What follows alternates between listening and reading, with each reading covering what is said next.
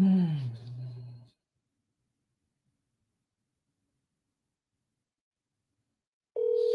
call has been for.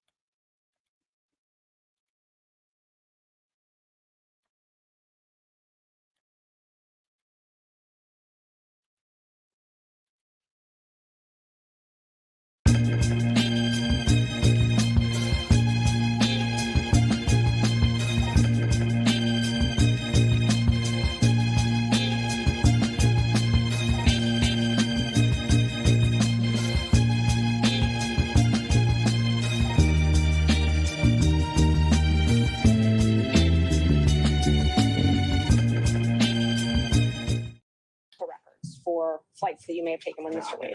And well, no, look.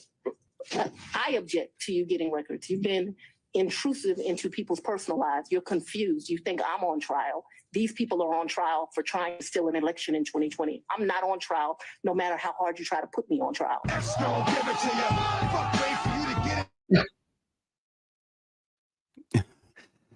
Welcome to the National Newspaper Publishers Association's Let It Be Known and District Attorney Fani T. Willis. I am not the one on trial. She's like, I am not the one. Kathia is with us this morning. Kathia Woods, good morning.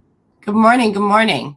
Good to have you with us this morning. A little bit later in the show, we're going to have Charlamagne the God, but right now we must talk about it. Kathia, you tweeted, every day we are reminded as Black women that anytime we achieve success at our work, someone has to come and try to put us in our place. Hold your head high, sis, and stand 10 toes down. As you watched the district attorney on that stand yesterday, give me your assessment.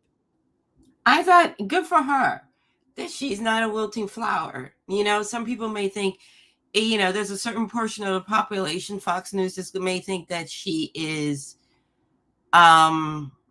that means guilt. Do you know what I mean? Right. But it's not. Do you know what I mean? She's like, you're doing whatever. This is what they do. They distract. At the end of the day, no matter what they try to roll out, their boy called up and said, hey, find me 9,000 votes. I mean, That's votes. a fact. We have the recording. That is not make believe. Just like they try to tell us that January 6th was a trespassing. No, it was an insurrection. So it's what they do. They distract. They go through people's personal thing. Mind you, this is a man that has had numerous affairs, has been numerously inappropriate. And they said, well, if his wife doesn't mind, what business of ours is this? But in this case, oh, no, it's inappropriate. And we got to remember, because again, there's so much distraction. What's at stake here is, did she gain financially from this? Right. That's the thing, right? That's the question. Not was it okay? Or did he gain financially from it? Both of them, right? And them asking things like, well, you say that you're working class, but you have this money in the house. You say you have this, you have that. Black people have money in the house. Exactly. Not just black people. White people do too, in case of an emergency. You know what I mean? And the list goes on and on. But it's the distraction. This is not about inappropriateness. It's about, if we can get enough distraction here, then this woman will get kicked off, which will mean the entire team, and then our guy won't have to face the charges. That's their logic. Well, and that's been his. Yeah, and that's been his plans all along. Delay, until as he hopes that he wins the presidency and this all goes away. And that's been the thing. But, you know, Kathia, she immediately, she said, I'm ready. Let's go. It was like she was tired of the shenanigans. She was tired of these personal attacks that she knows is going to continue anyway. But she wanted to finally, okay, I'm going to still. She could have fought having to take the stand, but she decided, let me just do this because I am sick. And she kept saying, and she pointed out, she didn't just say, Kathia, she had the documents. You lied here, you lied there, you lie. And I just thought she came off, when you look at witnesses, one of the things juries do, as you well know, they look for credibility. They look to see their demeanor, if they're being honest, somehow they're trying to read body language. She was adamant about everything, and she was very direct about everything. Well, because if you stand in the truth, nobody can use it against you. She never denied that they had a relationship, right? It was the timing. Now the key is they want to know all about the money. Again, when they're like, well, where did you get the money? She works. She says she has cash in her house, like most of us do, right? If you buy a house, you hold on to your house for a while, the value increases, you have equity in your house. Point blank, period. You know, why you have cash in your house? Where did you get it from? Again, she could have came with bank receipts and said this, that, and the third. My dad gave it to me, and they still would have been like, where did he get it from? Like, right. Something. Or her saying that she's friends with this other person. This person's like, no, we haven't seen each other in X amount of years. Even their witnesses are flimsical. They're trying to distort her character, where she's like, no, well, hold on now. I didn't leave this job. Yeah, I mean, they gave me a choice to leave. Well, we all know when they tell you, you can either leave through the front door or the back door, but you're leaving. That's not really like you're not being asked to leave because you're a good employee. They're giving you the luxury, the courtesy of leaving through the front door. But it basically means is we need you out. We're just letting you hold your head up. You know what I mean? And that's where we're at with it. You know what I mean? And I think people, it's just, and also it's about her reputation. I want to be very clear. It's because she's a woman, specifically because she's a Black woman. I think they would do this if she were a white woman, because this man is a misogynist and he has a problem with a woman, specifically a Black woman, sitting up there and going through his mud. But the point of the matter is, sir, you called up and said, find me 9,000 votes. Mm-hmm. They're not doing this to Jack Smith. Exactly. They're not doing it to him. No, and it's also like, you would think that's me, but I use common sense. You would think he were a little bit more focused on what's happening in New York. Yeah, well, Because he's today about to pay out some more money. And 370 million could come out today. Yeah, and the bottom line is there might not be a Trump organization. He might have to start having a fire sale because at some point the rent's going to be due. Yeah, he can't keep delaying. He's got to pay this woman. He's got to pay Gene. He's might have to pay the state of New York. The city of New York, and the list goes on and on. yeah, And he's in for he's got over the 90 situation million. in Florida. I mean, we talk about. I say this all the time, which is he's like the fake Cosa Nostra because he uses that type of tactics. The difference is the people in the mob, they understand what it is. They know if you live this way, there's a very good chance that you'll die this way or that you'll be held accountable. Not Donald Trump. He wants all the benefits of the mafia, quote unquote, but doesn't want to, assume anything. And as we all know, he's got also bigger problems because this fake Cosa Nostra he has, them boys aren't built like that. They're not built to go to jail. So you have numerous things going on here. You know what I mean? But again, people, I know it's very TMZ like. Here is her and him, and they're having that thing going on, and they're going on vacation, and people asking them, why are you going to Belize or whatever? I mean, because that's where they wanted to go. You know what I mean? Like, that's where they wanted to go. I don't know. Maybe if she were white, they would go to Cancun. But the point of the matter is, it still doesn't neglect the fact that this man asked him to fine him $9,000 to flip the state back to him. I mean, excuse me, 9,000 votes to flip the state back to him. One of the things, one of our viewers, Power 96, of course, he says that, help me out. Does the DA have to report that she is in a relationship with another lawyer in the DA's office? And who does she report that to? The bottom line, and she said, she kept saying this, my private life is my private life. They established, both he and her, Wade testified as well, that their relationship began after she hired him, not before. And they had this person, Miss Yurdy, who I guess had the condo or the apartment before Fani. And she may very well have seen or thought she saw Wade come to the apartment. But even if he came to the apartment at that time before they started dating, doesn't mean that they were dating at that time.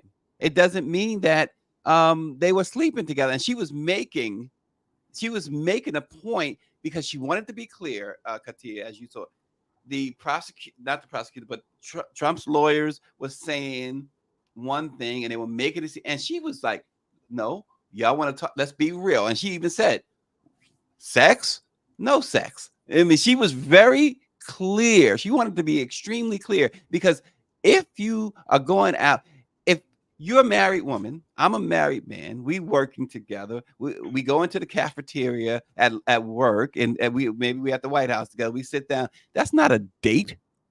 But the way Trump's folks is trying to characterize any time she had coffee with a man, she was sleeping with him.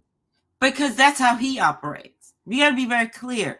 We're dealing with people that are morally corrupt, that will use the name of Jesus in order to justify stabbing you in the back. That's just how these folks work. They're morally corrupt. Do you know what I mean? Mm-hmm. And it's like you said, he cannot be around women without being inappropriate. So therefore now everybody that is interacting is inappropriate. You know what I mean? And it's just, again, listen, they have a problem because also on top of that is we have a population in this country, not just because of now, just period, right? Period, yeah. She's on this stand and this woman is strong. She knows who she is. She's not bucking down. There was a time in this country where Black people, we couldn't do this. You would have been dealt with, and now when I say dealt with, I don't mean testifying. I mean dealt with as, somebody would have physically handled you. And for a lot of people, a Black woman sitting up there, a Black woman bringing charges against a white man and her sitting up there being very strong and being like, you will not drag my name to the mud in order to distract from the issue at hand is thought of as uppity. Mm-hmm. And it pains me to say this. And there are some Black men that are like, you see, this is how women are. The audacity for her to question a man about X, Y, and Z about his conduct when she's out here being, that is all their shortcomings. That's their shortcomings. I know strong Black women. I'm married to one. I have strong Black women in my home. My daughter's a strong Black woman. My mom is a strong Black woman. These Black men who say that are just weak, is the bottom line. Yeah, I said it, and it's true. But here's the thing. This idea of her being an angry Black woman, let's dismiss that too, because look, she described having to move from a home she didn't want to move to because of the threats that she got when she took this case. She described moving to a home, moving out of a home, which made her lonely. She had a year of loneliness. She's obviously angry about that I'm just doing my job and you folks are threatening my life daily. You're calling me all types of N words and this word and that, and they're coming in for her family. You remember, Kathia, they had to even relocate her ex, right, and his family because of the threats. Because they have no more. The people. Do we not forget the Magna crew wanted to kidnap the governor of Michigan? Did we forget 100%. That part? Tried to. So here we got to also understand, if they're very comfortable going after a white woman that is the governor of a state, what makes you think they're not going to go after a Black woman that is a district attorney? There is no, again, these people are morally corrupt. This is the clan of family values, but you got to have family values. We can do whatever we want. Exactly. And exactly. That's the part we got to understand. And again, it pains me to say this. We are in a time where we have people that are, we got some people that aren't the sharpest knife in the tool shed, as I like to say. And they fall for the distraction instead of understanding this is what happened. I don't care if you don't gotta like this woman, but the point is, we supposed to be talking about was rules broken, laws broken? Was there some type of treasonous attempt happening? Yes, because we have a phone call. I know people are trying to tell you things like alternative facts and whatever. It all became a norm, but at the end of the day, is 2 + 2 is still 4. Yep. And alternative facts are just simply lies and not alternative. Exactly. It's not facts. And I think, I don't think she's made mistakes as far as her testimony. You listen to these so-called experts, they say that she made several, but I think it's because for them, she came across as defensive. But the point of the matter is, also we got to remember, they're both attorneys. Mm-hmm. Right? They're both members of the bar. Did she lie? No. Now, could she have answered some questions a little bit more coolly? Yes. They're always going to say anytime a Black woman is like, not today, not in courtroom 502, that's a problem, right? If a man would have done this, he's standing strong, he's standing in his conviction. We know that people do not like when women, specifically Black women, don't take no mess. How did he do? What was your view of Nathan Wade? How did he do?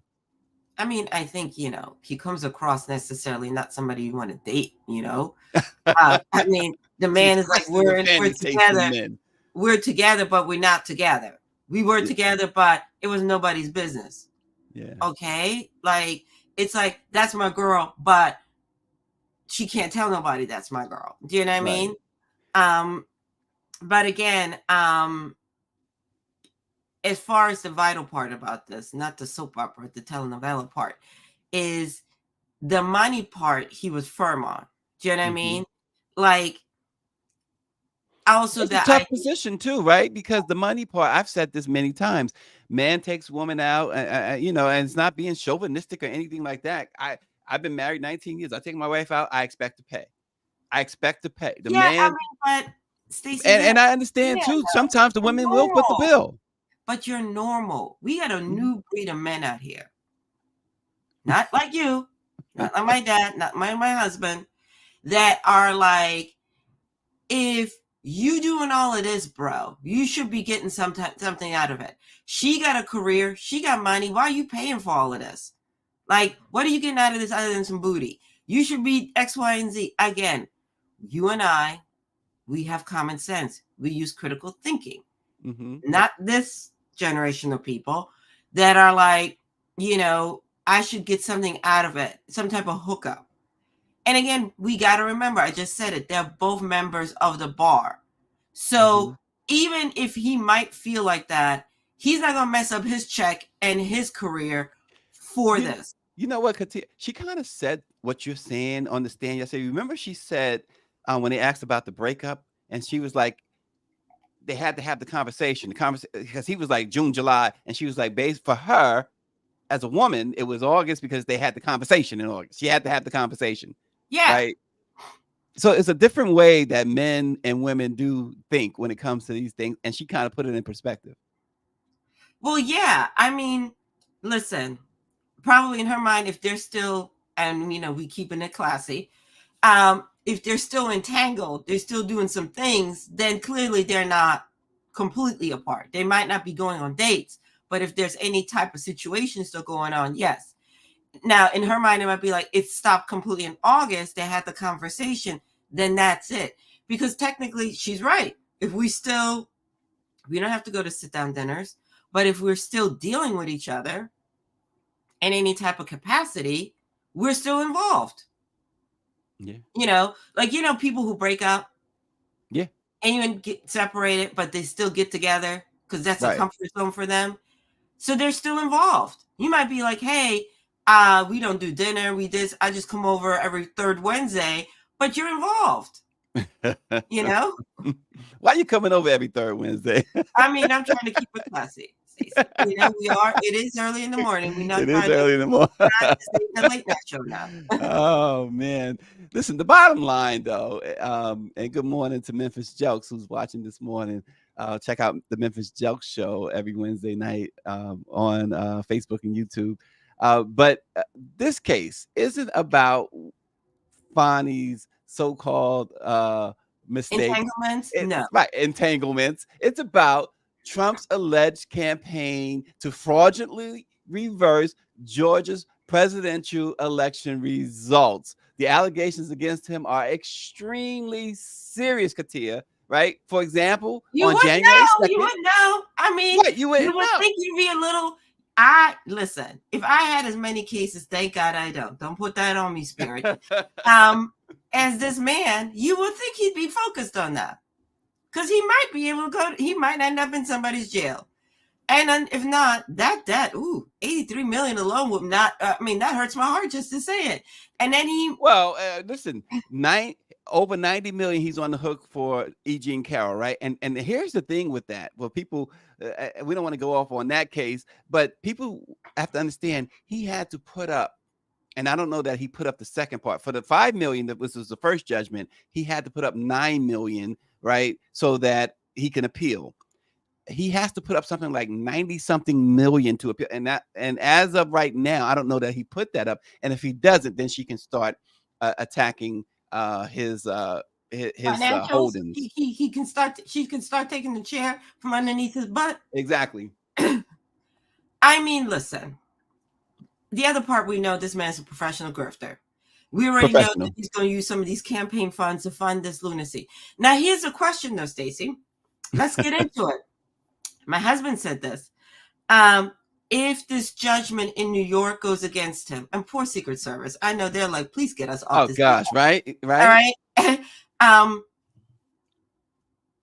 What are his financials looking like? Because you know the man lied about how much money he got. All the time. He don't got the type of money that he claims he has. If I'm an attorney working on his multiple cases, am I going to get my coins? because you owe everybody. Like we do it. Well, and he hasn't been paying his attorneys. I mean, at the end of the day, we already learned that the crew, they already turned on him. Yeah. You know, Mark Meadows was like, "Do I have to be?" Mark Meadows is somewhere singing like the Temptations. Come on, I tell you, Mark Meadows was like, "Do I have to get fingerprinted?" The man was having a meltdown, and he hadn't even stepped nowhere near jail. Yeah. So I'm just saying, Rudy's complaining he hasn't gotten paid. But here's the thing again. So these folks are going to be like, "Hold up, we're doing the math, and you got to pay a lot of people, and I got to pay my people to work on your foolery, and I got bills. So who's going to end up working on this? Because, like you said, he's got to put up the coinage, and then the court don't take Donald Trump credit now. We don't do that. I'll pay you later. You know, we can do a layaway plan. So I'm just like very curious. Like, don't give him ideas, Katia. You know he's listening. I mean, listen. That's one thing. America's going to want its money. That's one thing about America. Listen, you know? y'all, coming up is Charlamagne the God, but Katia, let me ask you this. Bottom line this for us. Can Fani Willis pull this off? I think so, because at the end of the day, that the burden of proof is not that they had the entanglement. The burden of proof is, did they both financially gain from this? And you have to have unwavering proof, not like 60%, 70%, because this judge also understands what's at stake, right? Yeah. So the defense proving, right, not the theatrics, cut through the telenovela, is the defense doing a good enough job showing that they're getting coinage out of this? And so far, the answer is no. Right. And that's what the judge has to rule on. The judge has to work through all the disclaimer, all the shenanigans, and has to say, is there unequivocally was there financial gains on both of their parts? Yeah. And here's and again, your prediction on the outcome of this. I think that the judge will not rule against her. I do because again, we got to understand there's bigger things at stake. And if that's the case, we can go after the prosecutor just because we don't like the charges, right? And also we got to understand what is the smoking gun? I'm not talking about, you all went on vacation to the Caribbean and he came over on Tuesday and you said he came over on Wednesday. None of that. Was there financial gains? Do they have documents? Because again, we're in court. We're not on TMZ to prove that, she broke him off some money. He broke her off some money. And then, no. Like when they were like, well, how do you have cash in your house? She just does. You know what I mean? Again, is there paper trail from the time that he took this case or right before he was assigned to this case to whatever, showing that there's monies that was gained from that personal? And the answer is no. We don't have it. Understand this. This is not about whether or not the trial of Donald Trump in Georgia is going to happen or not, or legal or not. This is just about whether or not District Attorney Fani Willis should be the prosecutor on the case. We're going to change gears before we get to Charlamagne. Katia, Rachel Dolezal, speaking of grifting, Rachel Dolezal apparently has been teaching for a while. We didn't know, at least I didn't know what happened to her after the whole scam at the NAACP, but she's been teaching for a while, and they found out while teaching that she has an OnlyFans, and now she's lost that job too. I think there's it's a bigger question there. Teachers, who's finding these pages? We keep hearing about these teachers getting exposed for OnlyFans. Who's looking for this stuff? That's a concern of mine. If the students are looking for it, people will say, "Oh, you're missing the big picture." I'm trying to do the small picture and the big picture. Who's looking for this stuff? People that ain't got no lives. People that need to go outside and touch some grass.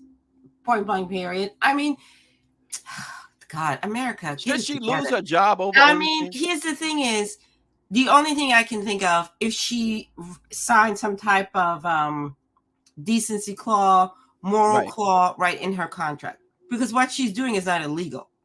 Right. The bigger question is, why she got to do it? Because you don't pay you don't pay teachers. And why are all these teachers on OnlyFans? Because you don't pay them no money. Point blank period. If you pay them the money that they deserve, then it wouldn't have to be an OnlyFans. And also, OnlyFans is not illegal either. To be on it, and be clear. Be clear. From what I understand, I don't do OnlyFans and stuff like that. But what I understand is that not all of it is nudity and all whatever. People be cutting lemons and stuff on there. So from what I heard, I mean, I learned. I got educated myself yesterday. I thought it was for sex workers. Right. So did I. It's for anything. Allegedly, Whitney Cummings, who is a comedian, she hosts her podcast on there. She has a comedy special on there. The thing apparently that a lot of creatives like about it, other than just sex workers, is the freedom, right? Mm-hmm. You don't have these rules that you do on a YouTube or on terrestrial radio, whatever you have there. You can, you're not censored. That's what I was looking for. You're not censored. So a lot of people like it in terms of, like, if you're a comedian, you can tell as racy jokes as you want to, right? Because you have to be an adult to be subscribed to it. Mm. But and even let's say even she was showing her booty. I mean, that's still not illegal. So the only thing that I can think of is the reason she was let go. And again, like, come on, people. Like, what? And also, I'm like, the person that exposed her, what were you doing on all? What were you doing? What were you doing, principal? What were you subscribing? Can we what were you doing, science teacher? Can we then call up your job and be like, oh, he's looking at booty on OnlyFans? I mean, like, I don't. What was the art teacher crafting? Exactly. What has gotten into people that they feel very comfortable going through people's personal lives in ways and manners that are just crazy? So because I'm like, be careful opening up that Pandora's box. If you are going through other people's garbage, that means you better make sure that your house is in order. So Power 96 says it is a moral clause in all teaching contracts, and in Rachel's case, she has full news with sex toys showing penetration. Oh, well, somebody looked at it. Somebody. I mean, whoever came on here and gave the details, they looked it up. Good for you, sir. But I'm also saying to myself, we had instances where teachers are working at. You gotta be kind of desperate to be paying to see Rachel Dolezal, in my opinion. I mean, listen, different strokes for different folks. But you gotta be pretty desperate. There are people that have been teachers that have been let go for working at Hooters. And that's just you wearing some short shorts and a tank top, right? But the bottom line is, again, we're falling for the foolery. If you paid teachers a decent salary, they wouldn't have to supplement their income. And teachers are woefully underpaid. Yes, exactly. Woefully, and you hear stories all the time about how they're giving, they spend some of their own money for supplies, and it is unbelievable. When we look at folks, athletes and entertainers making 40, 50, 60 million a year, and teachers can't even get a real living wage. And we wonder why the society has just totally went into the toilet, right? You yelling at kids about education and this and that, but you're not paying the teachers. It's getting a lot here. If I was a teacher, you wouldn't be getting a good education either. I'm telling you right now. Let me do my 8 hours, get y'all run out of here. It's just not worth it. It's ghetto out there. And this is the crazy part is they don't want, remember when all this stuff was happening in the schools? They wanted the teachers to be armed and be then they want them to carry security cards. Right. And then somebody goes, hold up, you're already a counselor, resolution, therapist, custodian, and the list goes on and on, all these other things that have been added on to your profession as a teacher. Now you want me to be a security guard, all under the same salary? Nobody talked about, hey, let's increase the funds here. Nope, that's not the at problem, all. And it's across the board. Two jobs. Yeah, it's across the board. And you mad that your teacher is not a good teacher? Well, teacher's tired. Yeah. Meanwhile, the superintendent is making six figures. And look, it's one of the most, if not, you can make an argument that teachers are the most, it's the most important job there is. They spend more time with our kids than we do. And They then spend 8 hours majority of the year, like 8 months out of the year, right? 8 to 9 months of the year with our children. Yeah. And so even more because some of them also coach. So yeah, what are we talking about here, people? Listen, we get notes all the time from school. We available if you need us after school, before school. These and one thing about teachers, not only are they the most underpaid and underappreciated and the most important, but they also are among the most dedicated to their professions that you'll find in any profession. And also, you know, here's the other problem. We have, because of these book bannings, which is a whole nother show, by the way, wait a minute. By the way, did you catch what Ron DeSantis, or as Trump says, DeSanctimonious, said yesterday about the book bans? He said that it was a mistake. What? He said it was a mistake. I said, what? I had to read it like 15 times. You know why? Because he's starting to get sued. Yes, and he lost. He had no chance in the election. It didn't work in the election. No. So now it's a mistake. He says he wants to revisit the laws. He wants to revisit the laws. What does the country say, though? We don't want Florida in here. Keep that mess right down there. Keep that down there. Exactly. And also, let's really break it down. It's a mistake because it's costing the state money because people aren't sitting there and just taking it. People are suing. They're suing. And, you know, and again, I don't know what numbers folks look at, but Florida, when it comes to education, they're not top 5. No. So, not at all. So you're costing people money. You're coming up with all these different laws that are, again, you're not a super rich state. As much, yes, there are pockets in Florida that are very, very rich, but there are also pockets in Florida that are very, very poor. And again, what are we doing here? So also on top of that, you've seen reports where teachers are like, I don't want to teach alternative facts. I don't want to say that slavery was vocational school. I want to teach the truth. I want to teach the classics. You know, I was at a thing last week where I mentioned they banned Elie Wiesel's Night. This is a Holocaust survivor, wrote a book about surviving the Holocaust and how he lost his family in this. And they're saying that's not appropriate for kids. Like, what version of this do you want us to teach? Do you know what I mean? Yeah. And it's not salacious. It's about man's inhumanity to man. So we have, you know, so teachers are like, so you're losing a lot of good teachers who are like, I'm not with the okie doke. I'm not teaching this. I'm not teaching, you know, that, you know, America is not racist and that it was founded and everything was great. You know, that the Columbus came here and rescued, you know, the Native Americans. Yeah, listen. And on top of that, you don't want to pay me. You want me to do all these things? Again, in those little bills of Ron, confused DeSantis, there was no money put aside for increasing pay. Kathia, you might remember a few months ago, last year anyway, when Diana Ross appeared at a Beyonce concert and sang a birthday tribute to Beyonce, which prompted her Motown label mate, Lionel Richie, to go on a tantrum, to complain that he had been trying for more than 30 years to get Diana Ross to sing with him. And he said he was so offended and he expressed outrage.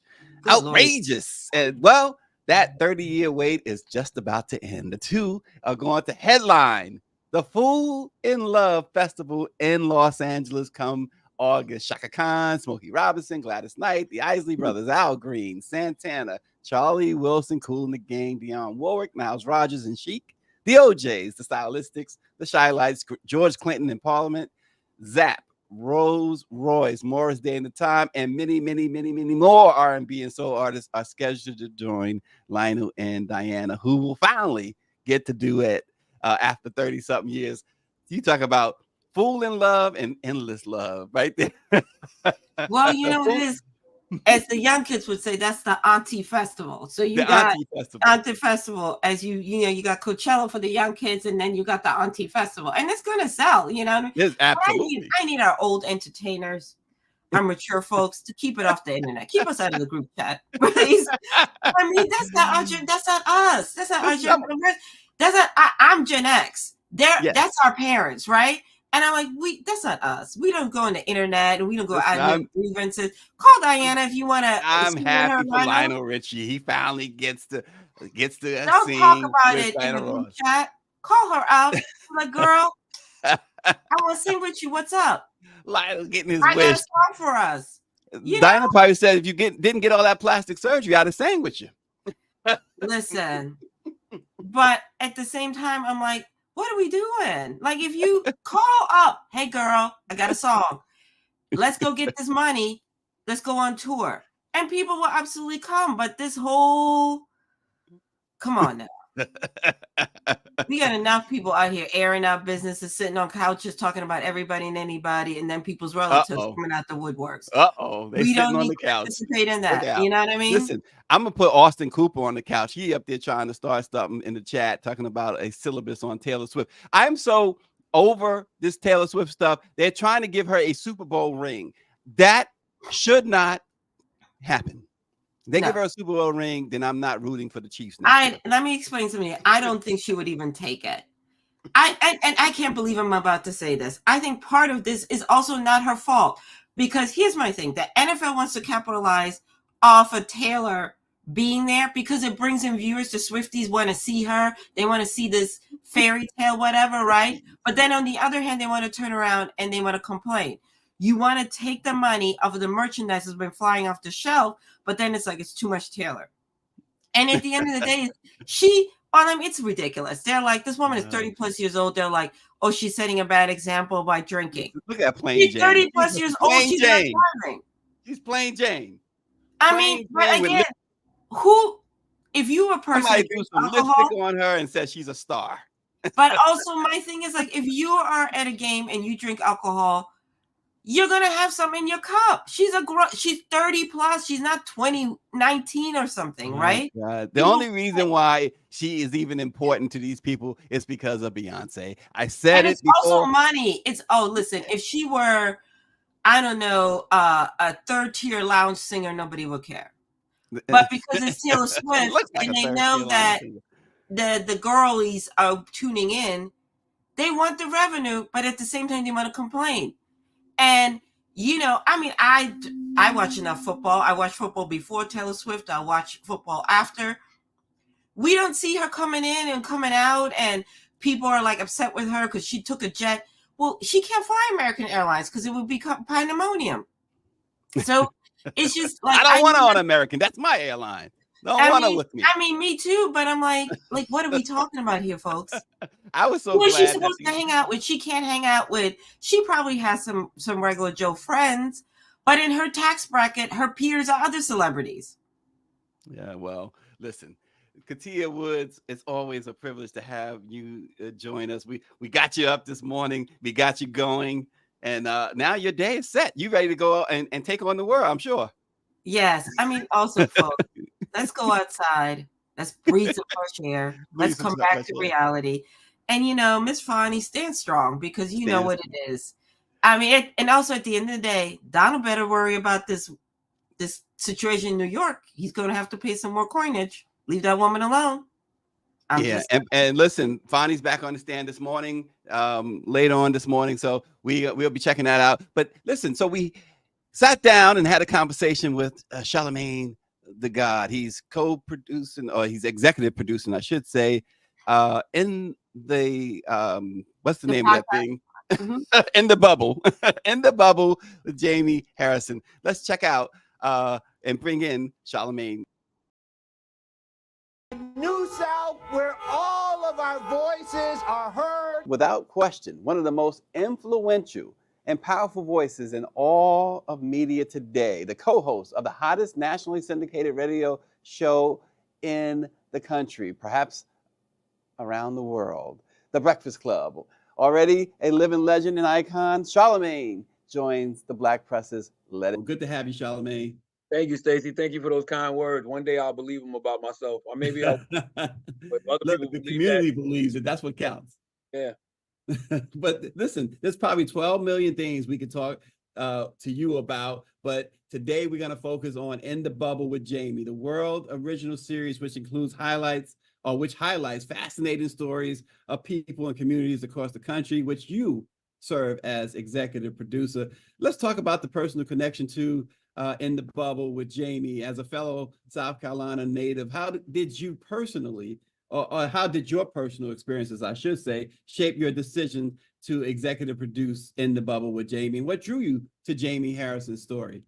Well, for me, man, I'm any story coming out of South Carolina, that is positive and showing Black people in a positive light, I want to tell. Like, I always say that, when it comes to Black America, I feel like the Black American experience started right there in the 843 in Charleston, South Carolina. When you look at, I can't remember what the exact number is, but it's like over 40% of all enslaved Africans, came through, that port right there on Gadsden's Wharf.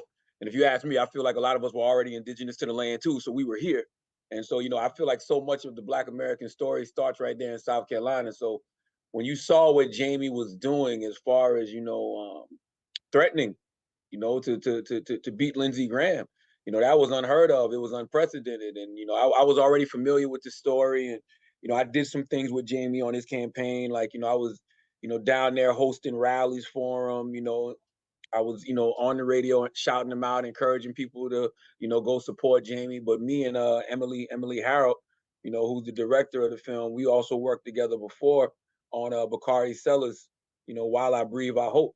So I was an executive producer on that. And, I thought she did such a phenomenal job, capturing, Bakari and his story. When I learned that she was working on something with Jaime and she came to me with it, it was a no-brainer. Yeah, and speaking of Emily, as you noted, she's the director. What challenges did you and her face in capturing the essence of Jaime Harrison's historic Senate campaign against Lindsey Graham?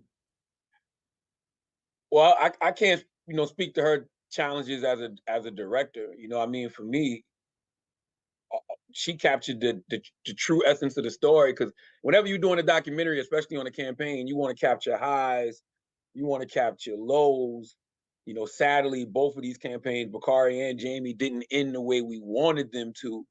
But she was able even to, capture that. One of the things that I thought was very interesting was, just capturing how Black people feel about elections, about how Black people feel about the voting process, like, what we want. Like there's a few elements in this that I think capture that in a real way. So I can't speak to her challenges as a director, as an EP. It looked like she got it to me.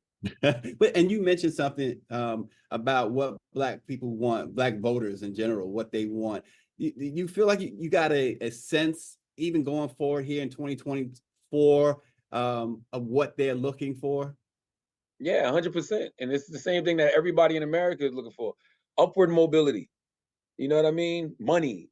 Like there's nothing that we can talk about that money doesn't directly dictate. If you say, yo, Black people need more affordable healthcare, keyword is affordable. It still costs. You talk about Black people in education. Hey, higher education is not free in any way, shape, or form. If you talk about entrepreneurship, hey, you need money, in order to even be an entrepreneur. Everything literally centers around upward mobility. Wu-Tang said it best, back in the 90s. Cash rules everything around me. And I think that's what people are looking for. We're looking for, upward mobility. My man, John Hope Bryant, he talks a lot about, how the new fight for Black people isn't going to be civil rights.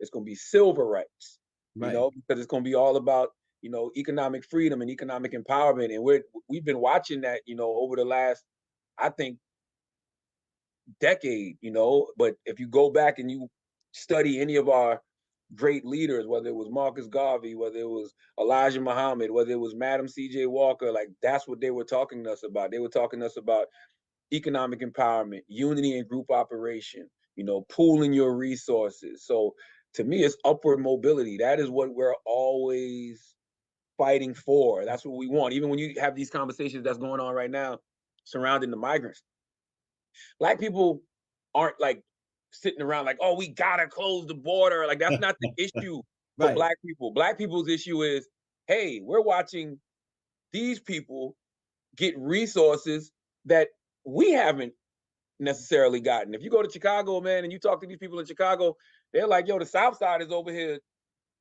struggling. All these poor and disenfranchised people on the South Side. And you mean to tell me that these people are just coming over here and they're getting food and they're getting shelter before we are? So it's just about resources. Like, that's the name of the game. If I was to talk to any politician, that's what I would always tell them to stress. How do you create resources for people? It don't matter if you're Black, don't matter if you're poor and white, poor and Latino, poor and whatever, you poor in anything. You don't want that poor in front of them. Yeah. And with along those lines, Charlamagne, every administration, Black folks in general, we have a issue. We have a issue with every single administration, whether it's Biden, Obama, Trump, whomever. What's the main issue you see that needs to be addressed, whether Trump addresses it, whether Biden addresses it, that will turn that Black vote? Poverty. Like I just said, upward mobility. Because either way, no matter how you want to frame it, if you want to frame it as reparations, if you want to frame it as economic equity packages, however you want to frame it, there is a community of people in this country who are suffering. There is a community of people in this country who are poor and disenfranchised. There's a community of people in this country who you can't talk to them about no geopolitical politics because they don't care about what's going on in other parts of the world when they're barely keeping a roof over their head here, when they're barely keeping food on their table here, when their children is sick and they can't even afford to take them to the hospital. You know what I mean? Like, that's what people care about. Like, if whoever, you see it now, the reason people even have these conversations, the reason you even have some people entertaining Donald Trump, especially Black people, is because they'll bring up those stimulus checks. You know what I mean? Or they'll bring up the PPP loans because, Stacey, here's the thing. People will forget what you said, right? They'll even forget what you did, but they will never forget how you made them feel. So there's so many people who during the Trump era, all they remember is they had some money in their pocket. And I know people are sitting back saying to themselves, well, they don't understand civics and, yada, yada. Nobody cares about that. Nobody, because guess what? When it comes to things like Obamacare, we're not thinking about civics either then. We're not thinking about Congress, in regards to that. All we know is President Obama gave us Obamacare. He was the president when that happened. That's when we ended up getting affordable health care. Same thing with when Trump was in office. They're not thinking about, well, Congress had to vote for the stimulus checks. Trump didn't even want to do it. They're not thinking about, well, the PPP loans didn't come from Trump. He was the president when all of that happened. He had to sign off on a lot of these things, and he takes credit for a lot of these things. And people remember during that era, they had money in their pocket. So whoever you are as president or whatever position you're in as an elected official, think about upward mobility. How can you put money in people's pockets? Exactly. So let's get back to the project, Charlamagne. I know you worked so hard on it. The impact, it's Black History Month. The impact in the Bubble with Jaime. What do you see the impact on viewers, especially Black History Month in the broader landscape? Well, for me, man, I just want people to be inspired. Like, that's what it always is for me. I think about when I was younger and, the things that I was introduced to that inspired me. The first book my dad ever gave me was the autobiography of Malcolm X. I remember watching, the X movie that Spike Lee did. Anything that is positive about Black people, that shows Black people, trying to achieve the impossible and either doing it or getting close to doing it. I think that's just inspiring, especially in an era where, and I know this is gonna sound strange coming from me because I'm in the entertainment business, but a lot of times growing up, the images you see of Black people that are successful is usually in sports or some form of entertainment. You get way more doctors, you get way more lawyers, you get way more engineers, way more architects, way more elected officials if you simply show people that. So, anytime I can add my name onto something like a Jaime Harrison story, something that I know some young Black kid in South Carolina is going to look at and be inspired by, and maybe one day actually shatter that glass ceiling that Jaime put a lot of cracks in. That's all I can hope for. That's all I can hope for is for people to be inspired. Yeah, and I think it's interesting too that we are talking about Jaime Harrison in the Bubble, the story you executive produced. I was saying this yesterday. Greer, our producer, director, we were at the White House. They did a descendants of Black icons: Frederick Douglass, Rosa Parks, et cetera, et cetera.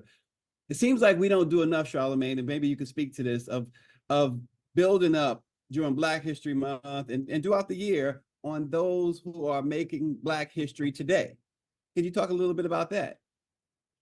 Yeah, I think because it's called history for a reason. A lot of times when we're living in the current moment, you don't realize, like, we never appreciate things while we're living through it. Like, never. Like, you got somebody like LeBron James who's been playing in the NBA for 21 years, playing at a high level at 38 years old. Yeah. Kind of take that for granted. He's been around for so long. You just expect LeBron to be here and you expect him to show up and be good. You kind of take it for granted. Like, when George Floyd was happening, like, we didn't think that, we were living through what would turn out to be actual history. Like, honestly, if you think about the last 4 or 5 years, man, when they write new religious texts in the future, this era might be in it.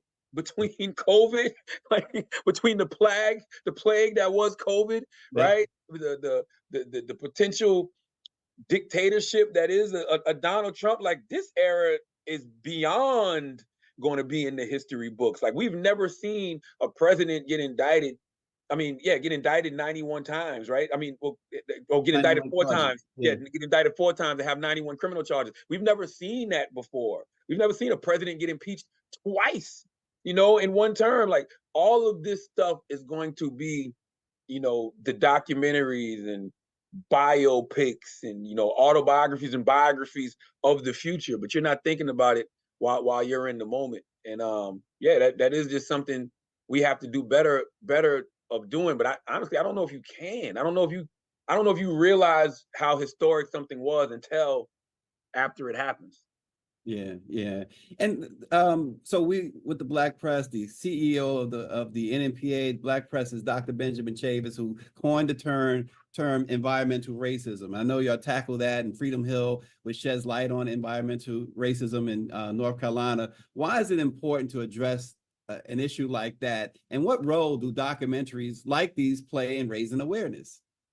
That's the role documentaries play. Documentaries play the role of raising awareness. There's a lot of things that, a lot of people may not be privy to, if they don't read certain materials or if they don't, watch certain things. So, I mean, that's what documentaries are literally there for. They're there, to raise awareness. And, environmental racism might be something that a lot of people don't even realize exists. When you live in a country where you have all of these elected officials, from Nikki Haley to Tim Scott to,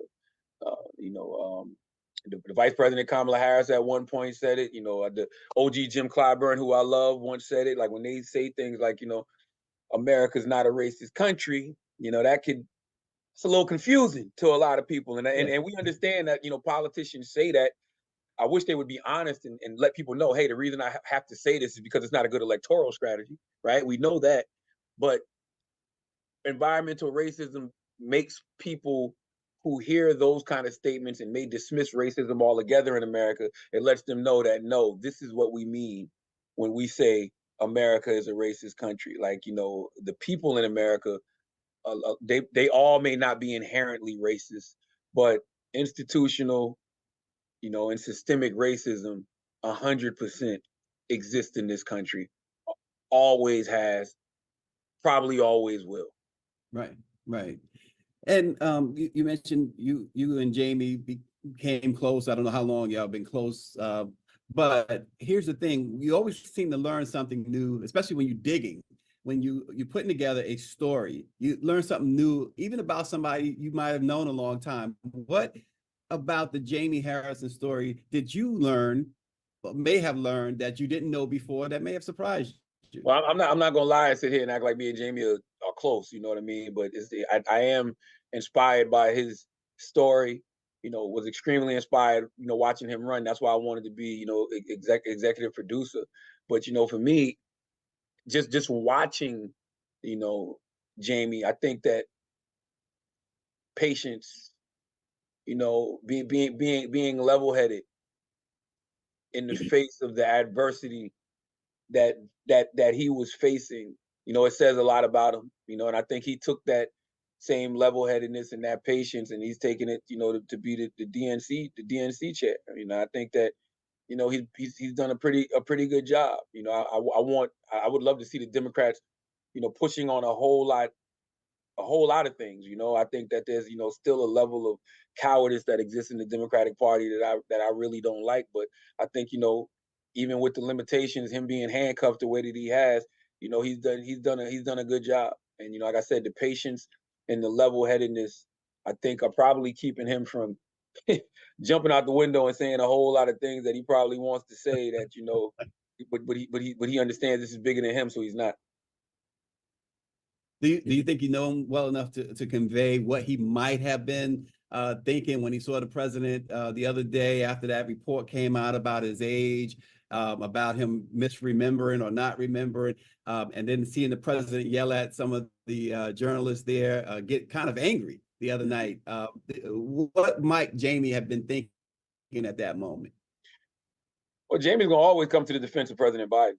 So, he in his mind, I'm sure that Jaime probably was thinking, I'm glad that President Biden is showing some fire, because that's the only way to react to something like that. If people are basically saying you brain dead, and they don't even know if they can trust you to run this country because you can't even form a complete sentence. Nothing wrong with forming a complete sentence to scream at some folks, But I don't. Listen, man. Conservatives, they play very, very, very dirty, and I'm not even mad at it. I wish that Democrats would, adopt some of that dirtiness of their own, because if you're telling me that this election, that democracy, when you say democracy is on the ballot, when you say that Donald Trump is a threat to our democracy, and democracy as we know it could be over. We might not even be voting, in 2028 if Donald Trump gets in the office now. If that is the case, I need to see more of a sense of urgency coming from y'all. So, to see him, at least from my perspective, to see him yell like that, I was like, okay, good. I'm glad that you got a fire up under you. So I would assume Jaime would think the same. Yeah, and Charlamagne, as executive producer here, you play a crucial role, obviously, in bringing diverse stories to the forefront. How do you think increased representation in media through projects like Local USA can contribute to a more inclusive and understanding society? Well, I'm raising awareness by executive producing in the bubble.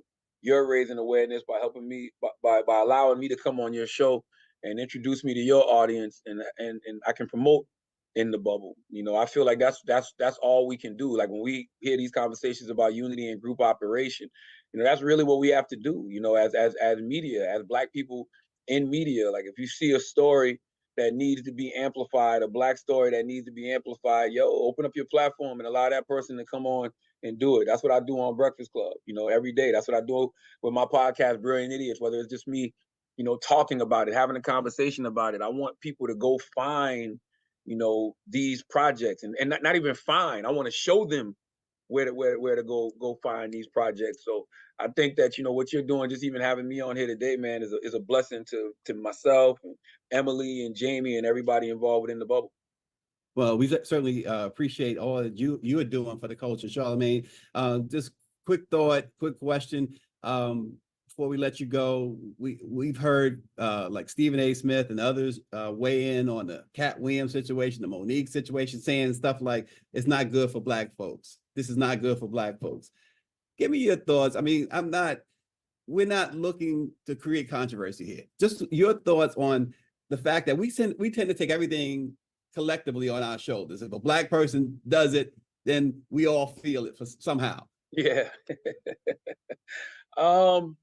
Man, I guess for me, it's just like, of course, I respect Cat Williams. I respect Monique, because I think, stand-up comedy is probably the most intense, challenging dangerous thing you can do on a stage, because it's literally just you, a microphone, and hundreds of people, thousands of people, tens of thousands of people sometimes. So I respect what they do. I just wish that as Black people, whenever I hear folks having these conversations about power and, you know, challenging a system, whenever I hear people have those conversations and all you calling out is Black people, I'm like, well, you're not really challenging the system. Right. You know, you're not really challenging the system. You're not really challenging the powers that be for real, if all you're calling out is Black people. Now, everybody has their own unique story. So, you know, if somebody did something to Cat that's Black that he didn't like, he has the right to speak on that. If somebody did something to Monique that Monique doesn't like and makes her feel uncomfortable, she has the right to speak on that. But it's just that when we get into these conversations about actual power, and we get into these conversations about, you know, the actual systems that exist in these various industries, if all you're calling out is Black people, then it's like that's very short-sighted. You know, you're not really aiming at the right target. Like, if we really want to change some things, you got to go talk about them white folks that's really controlling stuff. You know what I mean? Not saying you don't have, you know, certain Black people that are in positions of power and things of that nature. But even when we call certain people gatekeepers, what's wrong with that? I don't believe that there's any gates. I don't believe gates exist anymore. But if there are Black people at the gate, real Black people, skin folk, Yeah. like, yeah. I mean, no, kinfolk, because all skin folk ain't kinfolk. If there's real Black people at the gate, actual kinfolk, and they letting other real Black people in, isn't that what we want? Right. You know, isn't that what we hope for? Isn't that what we've been all fighting for? You know, that's what we put ourselves in position for. So yeah, that's my only thing. It is discouraging and it is disheartening to see Black people of that magnitude, of that age, just tearing down other Black people, man. Like, you know, it is something to it that's like, you know, it makes you feel a little uncomfortable. You know, like I said, if somebody did you wrong, you know, you got the right to speak on it. But I can't sit here and act like it doesn't make me feel uncomfortable. That's why even when I watched it, you know, I apologized to Monique. You know, I made comments about Monique back in 2018. You know, I got my segment Donkey of the Day, and when she said that she felt like she should get as much money as Dave Chappelle and Chris Rock and Amy Schumer, I disagreed with that, you know, and it wasn't anything personal. I just disagreed with that from a business perspective. But guess what? I should have minded my business. I had no reason being in her business. I should have minded my business. What she's negotiating over there, what she's trying to do, that's on her. I'm over here building my own empire and negotiating my own thing. So I get it. I wouldn't want nobody out there saying, well, he don't deserve this and he don't deserve that. So I understand that. And when I saw her talking about it in 2024, and that happened in 2018, and I've heard her, you know, talk about it a few other times prior to that, I apologize, sister. Yeah. I was wrong. I apologize. I was wrong. You know, and she received it. She accepted it, and you know, I'm happy about that. Yeah, it's called End the Bubble with Jaime. Charlamagne is the executive producers on the World Channel this month, Black History Month. Y'all check it out. We're gonna run that on the scroll there. We're gonna let everybody know where they can check it out. So keep watching, and Charlamagne, keep doing what you're doing, and give the best from the Black press to Jess Hilarious on her baby, the new baby coming in. I will. I got you. All right, appreciate you. All right, peace.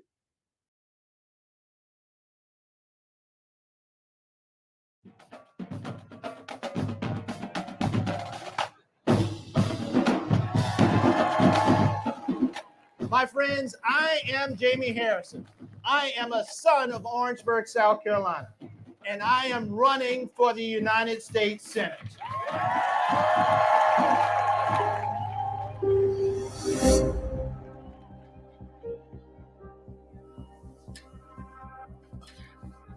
I expected it to be a tough campaign.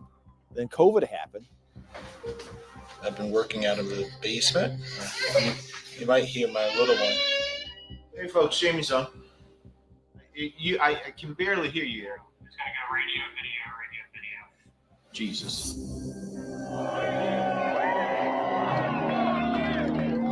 Lindsey Graham is my opponent in this race for the United States Senate. What will America look like after the virus? Will it be free?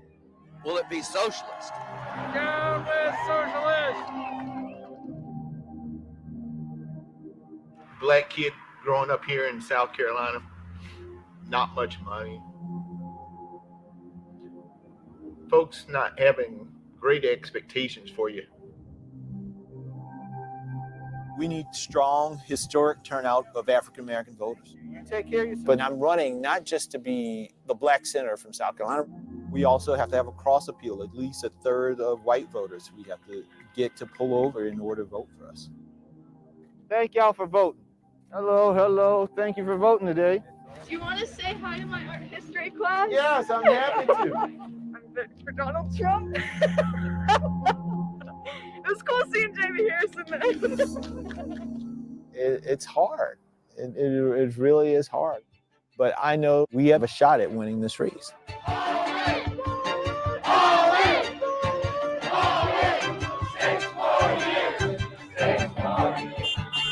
y'all ready to send Lindsey Graham home?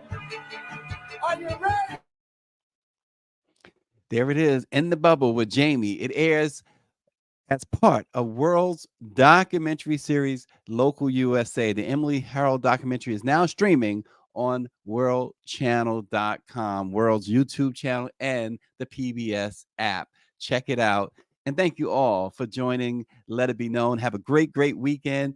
And we'll see you next week. We got some more, how we say, guests who might excite you. We'll see you then.